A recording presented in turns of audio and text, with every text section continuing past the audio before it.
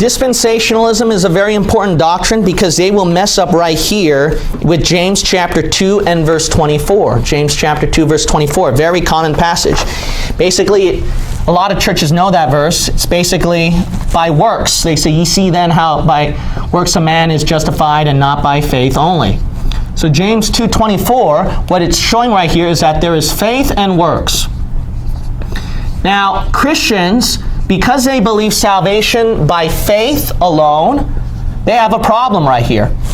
So, how do they reconcile this? This is a problem, all right? The problem is, because they think that this passage, when we believe in faith alone without works, but then right here at James, when it says faith and works, they somehow mean the same thing. No, if you look at the words, that's not the same thing. Amen. But this is how they'll do it. So then they'll reword it, and they put it as this way. It is faith alone, see? No works. But this faith produces works. You know what they're doing? They're just simply moving works right here to over here, you see? So that's a clever interpretation. You heard Ray Comfort, you heard Paul Washer, John MacArthur, and I guarantee you this, about 90% of the churches, sadly, they go by this method. But this is a plain contradiction. Why? Because look at Romans chapter 4 and verse 5. Romans chapter 4 and verse 5.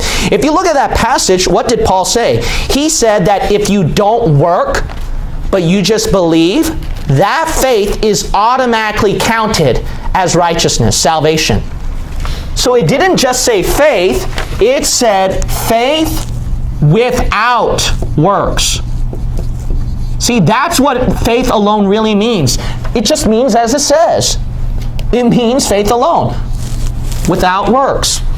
Look at Romans chapter 4 and verse 5. But to him that worketh not. See, let's say you don't work, but believeth on him that justifieth the ungodly. You only believe, but it's faith and works. Or it's faith that produce work. No, it says you believe, but you don't work at all. His faith is automatically what?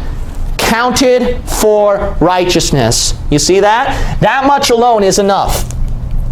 So we got a problem right here. Well, it's not a problem because if you look at Romans chapter 1 and the first 10 verses, who is it speaking to?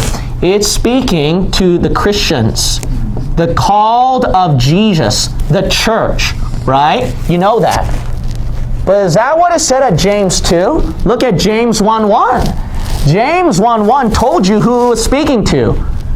Jews. Right. Jews. It's at the very first verse, but you just jumped all the way to chapter 2. See, it's Jews. Not only that, it showed you the time period. Look at chapter 5 and verse 3. Chapter 5 and verse 3. If you look at chapter 5 and verse 3, it's at a different time period. It's at the tribulation. Last days. It's talking about the last days. So this is Jews in the tribulation. You know why this definitely matches up? Because all you have to do is see, Scripture interprets Scripture. They all build upon each other. Why is it? See, here's a question. Then why does Revelation 7 mention about the 12 tribes of Israel, the Jews? Why does it mention that in the tribulation, huh? Unless, see, not only that, if you look at, why did Revelation 14 verse 12, why did it say, keep the commandments of God and the faith of Jesus? Yep. Why did it say commandments and faith? Because, see, it matches. What else are you going to... See, that's why dividing makes perfect sense of the other scriptures. When you divide things rightly, everything will fit into place and make sense. But you try to harmonize this with this, you can't do it. That doesn't make sense. You divide it, see? It's that simple. It's this simple, and you don't have a problem. If you don't believe me, look at their interpretations of James 2. All right? Some of them go 3 pages long just on this little verse. Do you think that's what God intended? So that's why dispensationalism is important.